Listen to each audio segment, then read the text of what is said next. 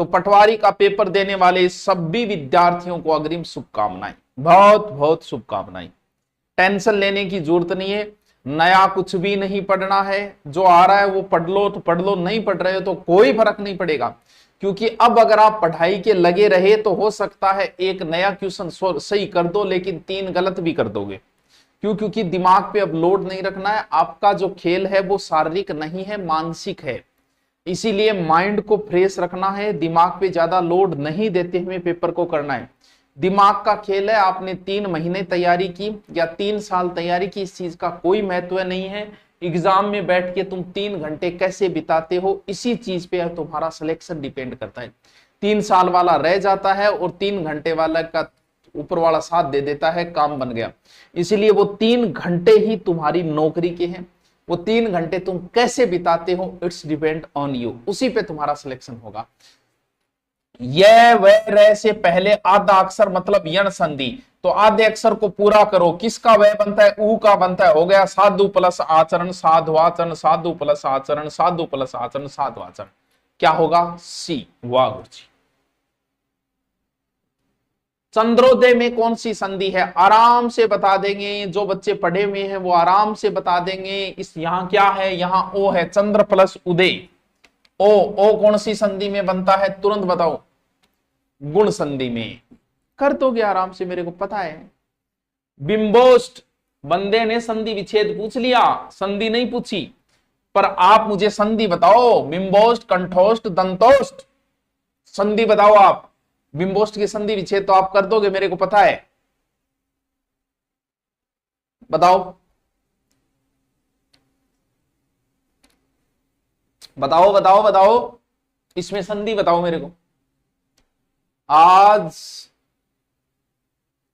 आज की रात, लेकिन इसने एक ही दोनों मात्रा लगा दी यहां।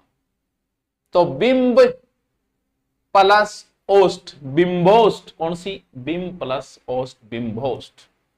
इसमें बी आप बता रहे हो, लेकिन यहां 2 बिंदा लगा रखे हैं उसने, वो भी तो देख लिया करो पार्थ। हिंदी है, बहुत गहन विश्लेषण चाहिए आपका इसके अंदर।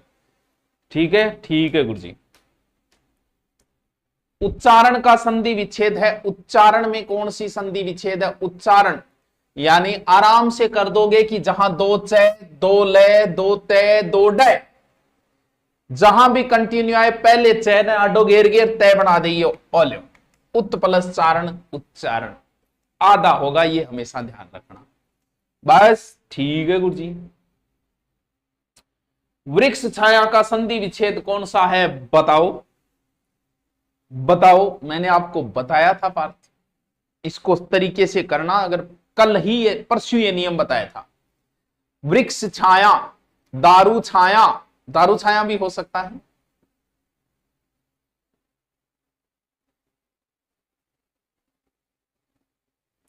बताओ।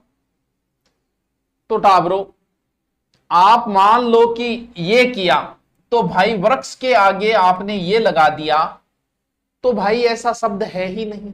वृक्ष तो ऐसे ही लिखा जाता है ना, तो फिर वृक्ष प्लस छाया, वृक्षी छाया। बस। क्यों? नियम क्या है? च और छ लगातार आए तो प्रथम च का लोप करना है। व्यंजन संधि का नियम बताया था। अब थारा नियम भी याद रह गया नहीं? आज तक कभी याद रहे नियम, अब देखो नियम भी याद रह रहे थारे।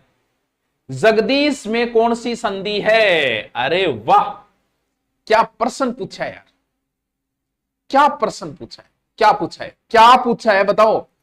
कौन सी तृतीय श्रेणी 2000? क्यों? क्योंकि जिसने संधि गहराई से नहीं पढ़ी वो जगदीश में गलत संधि ही करके आएगा। आप बताओ, फिर मैं बताता हूं कि वो गलत कैसे करेगा।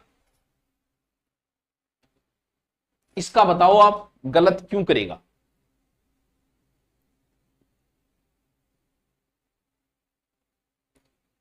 थे इतना इंटेलिजेंट, कद हो गया थे सह सही करने लाग रहे हो। मैं ये जानना चाहता हूं कि आप सबका सही कैसे हो रहा है। How can this possible? ऐसा हो कैसे सकता है? अब क्या है, अगर जिस बच्चे ने संधि को गहराई से नहीं पढ़ा वो क्या करेगा? वो यहां ई देखेगा बड़ा, और ई बनता है गुण संधि में। गुण संधि में ई बनता है तो वो इसमें क्या कर देगा, स्वर संधि कर देगा। लेकिन बंदे ने अगर विभाजन करके देख लिया तो फिर नहीं करेगा। जैसे हम गुण संधि से इसका संधि विच्छेद करें तो यहां बच गया जय गय दय बच गया, ठीक है, ई बाहर निकाल लिया, पीछे से बच गया, ठीक है। ई कैसे बनता है गुण संधि में कि ई या ई के बाद में ई या ई आए, तो यहां तो जुड़ गया, चलो इस पूरा हो गया। यहां मैं ई जोड़ू, कौन सा भी जोड़ू, जगदी, अरे जगदी क्या होता है भाई, इसीलिए संधि विच्छेद करते ही तो उसके समझ में आ जाती है कि स्वर संधि नहीं है इसमें। और बिना विच्छेद किए बड़ी ई देख के अगर ठोक दिया तो उसका गलत होगा। तो जगत प्लस ईस, जगदीश, कौन सी संधि, व्यंजक संधि।